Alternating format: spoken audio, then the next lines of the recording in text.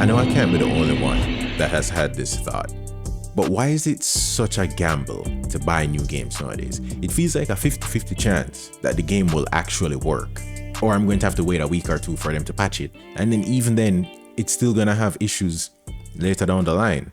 These games look so good nowadays, and they grab your attention near instantly. But aside from the looks, these games feel more lacking than ever before. There's always something missing, like they miss the mark on the story or the gameplay, but more often it's the bugs and the monetization. I know you've probably asked this yourself, like why is it these games have so many issues, even though the technology has gotten a lot better? Now, to be fair, if a company is trying to make something new or making something different that they've never made before, then mistakes are bound to happen. And you know what? I readily accept those mistakes. It's a part of the process to make something new. Now, obviously not all games have issues, but it's always the usual suspect, AAA studios. Today we're going to talk about why some of these issues exist. Now, to me, how do you release a game on day one and the multiplayer doesn't work? Like, were things even tested beyond just the game working? Most games released in recent memory to me have had bad launches. Indie games and smaller studios will get a pass because they have, because they don't have the same amount of resources and knowledge in the team to mitigate these issues.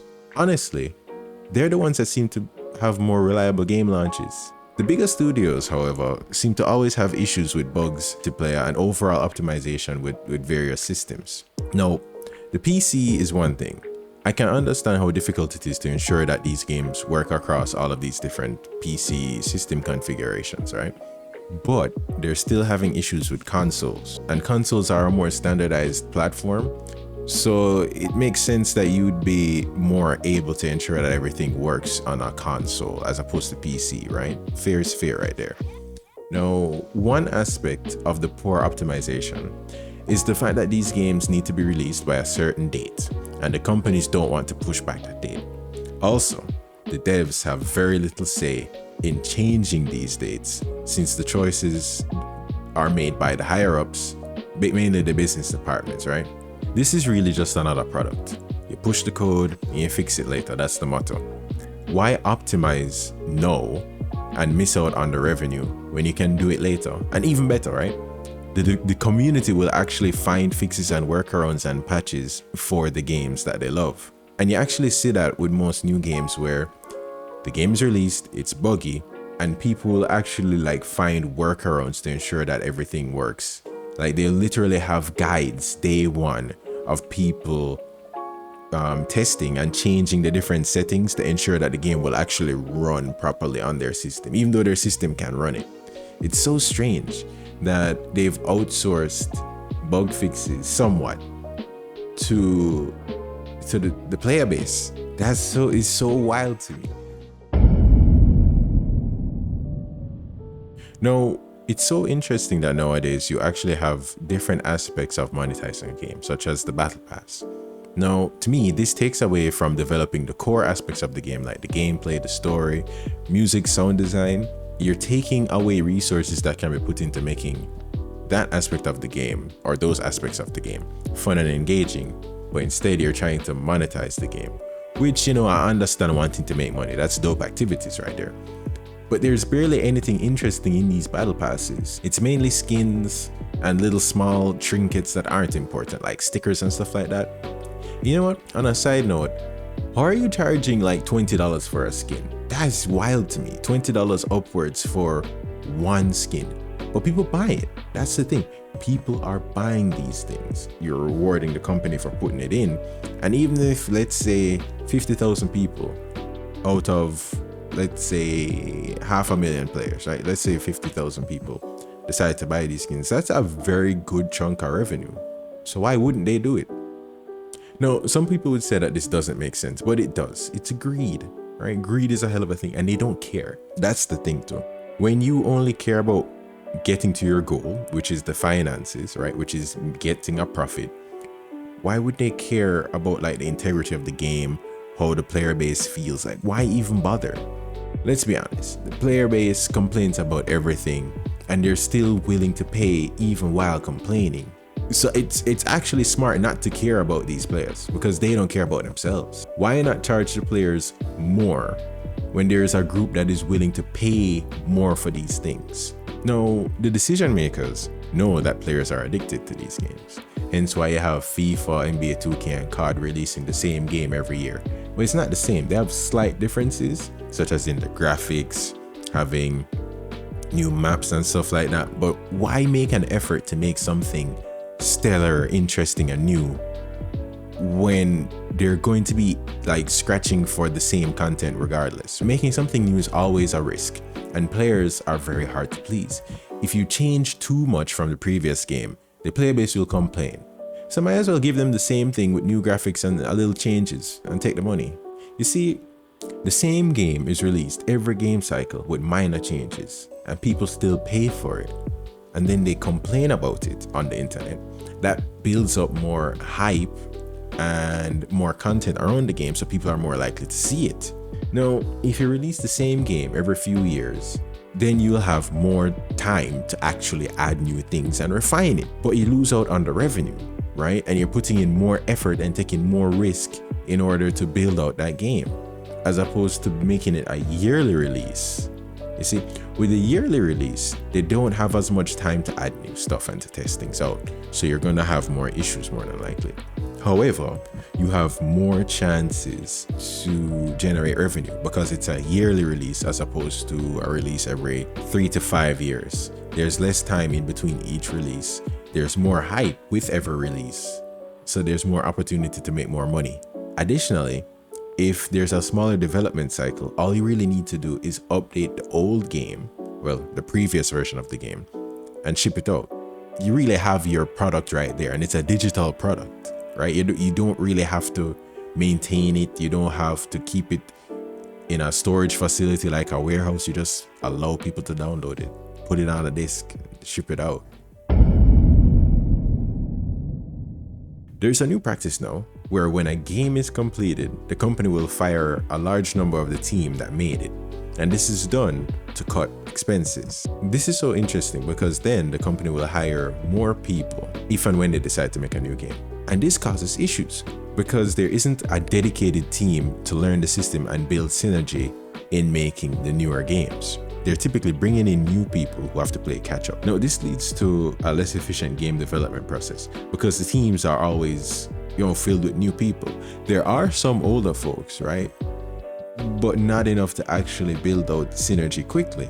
The newer people are in a process of constantly learning the previous process and adjusting to the team as opposed to being cemented in the team. Now, there is a benefit to the company doing this, and it's the fact that there's more corporate control over the newer employees, and you can pay them a little bit less. Also, the contracts would change so that way they have less benefits to pay out to the employees. Now, I understand that the content creators might be a separate aspect of this issue in your head, but to me, they're a part of the ecosystem.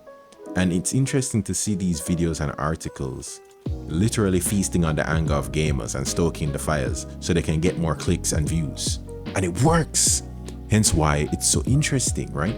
The same tactic works all the time. So that not only does the game company make money, but so do the game journalists and YouTubers who complain about how poor the game is, right? It's all a big ecosystem at play here. How many times are you going to make videos complaining about the same company? If you type in Blizzard on YouTube, there's so many examples of people complaining about how bad Overwatch was, how bad Diablo was, and they're gonna keep complaining because it's profitable. There seems to be a feedback loop of outrage for these companies, and to me, it seems better to just step away and don't get involved in what these companies are doing because there's so many negative emotions associated with it, right? But these YouTubers and content creators keep investing because it's an investment. So you buy a $60 game that you know is going to be bad, and then you can complain about it and make back the money, make back even more money, as opposed to just walking away. So it's a financially beneficial situation for them. Additionally, I think there's also the psychological aspect of they like to be angry. Some of these people just like to be angry and to complain about things. And you know what? In thinking about that right now, Maybe that's for the better, right? These people want to have a heated experience, so let them have it. They can literally walk away at any point in time. Not even walk. Just uninstall the game and don't click the videos. Ignore them. You literally have the option on YouTube to ignore videos. Possibly, this is an oversimplification, right? But I think you get what I'm saying, hopefully. Now, the thing that spurred this is I recently saw a video from a content creator complaining about a game company. It was Bungie, right? And Destiny 2. Now, I understood what he was trying to say in the video because I played Destiny 2, which was a fun game. But I saw where it was going with the monetization and the specific game design choices that they made. It was a treadmill to empty your wallet. Now, once I realized that, I uninstalled the game and tried other games. I read books. I did other things with my time. Now, while watching this video, I was thinking, yo, this guy is really invested in the performance of this game company. Does he have stocks in it? I don't think so, because if he had stocks in a game company that was, charging a lot of money for their product, you'd probably be happy. So it's not that. Then I started thinking again, and I'm like, is this actually legitimate anger and frustration, or is this all just a performance for views? In either case, it's either the person is being fake or they're way too invested in a game company that doesn't care about them. Now, there are groups of people in the player base who will literally buy the same game every year along with all the battle passes and skins, and then complain about the game not seeing cycle. Like this is how I look at it. They released the previous game in a poor state. I know you're surprised that they did it again. Here's what's happening. They know that you will buy the game. They don't want to spend more money on new features and optimizations because that will cut into profits, right? That will take up too much time. They understand that players are going to complain, but that will die down. It can be ignored. They simply need to wait it out and announce that they're working on fixes and patches and adding more stuff, right? All at the same time, adding more items to the cash shop because you're gonna buy. Even though the game doesn't work, there is still a percentage of people that are going to interact with and pay money in the cash shop. The fixes and updates also act as a way to get the players to re-engage with the game and possibly spend more on new skins and stuff.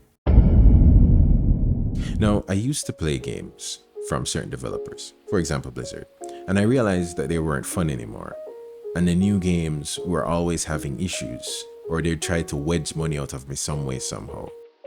So I stopped playing their games because I don't want to be a part of that anymore. No, I do still play some live service, that's what we call them? Yeah, I still play some live service games, which can be fun, but I understand that interacting with certain aspects of the game, I should just leave it alone, because that indicates to the company that, all right, this isn't working, even though I'm just one of a minority that chooses not to interact with certain things. But having this control over myself gave me a level of peace, and it allowed me to move on to other games that don't have the same issues. Now, I do pop in online from time to time and check out, what is Blizzard up to? And I'm realizing that it's usually not something good, not something great. And the players are still complaining. They're complaining on deaf ears, and the companies, choose not to make the proper changes because what they're doing is still profitable. And the players, even though they complain, will still buy the game, pay for skins in the cash shop, year after year, season after season, pass after pass.